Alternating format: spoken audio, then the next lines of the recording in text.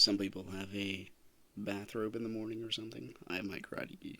This is what I get to jump into, and then behind me do my reading mostly in the morning, and then go from there. That's the foundation of a decent day, I think. Doing a disciplined thing every day. One thing I learned is that regardless if you have a routine day, if you want to set yourself up for success, you wake up at the same time every day anyway. I mean, the carnivore diet certainly helped me out with that because you wake up faster and you have like less grogginess, that kind of thing.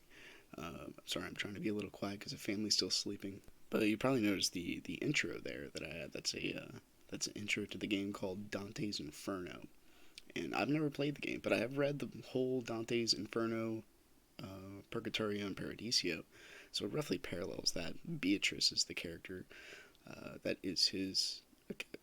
For Dante, was a was something to lust after. Not lust after. She was beautiful in his eyes. This is like the author of the story, and he shows so she became an ideal to him, and in the whole book itself, the whole I guess comedy tragedy of it,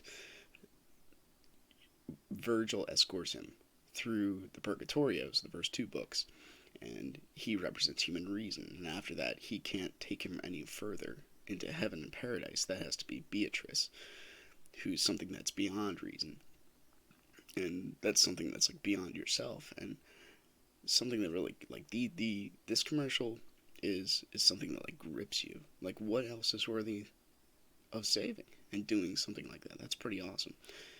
The one at the end is way more heart wrenching, but it's also they're two examples of what I think is like agency in the negative. Something is taken from you. You didn't even know what its value was until it's taken from you. And what do you do about that? Maybe help others prevent that from being taken from them. Something like that. Or maybe be better, take better care of the things you've been given. Something like that. So I was I'm starting to read Love is the Greatest Apologetic by Art Lindsay. And one thing in there that he mentioned I just read is, it seems that man was made for the garden, not garden for the man. So God created the garden and then created man to tend to it. And that's roughly like planetary responsibility, something like that. Then you take care of the garden that you're in properly. And you have it maintained. And so, well, do you really understand the value of the garden unless you've been in the wilderness? Well, maybe not.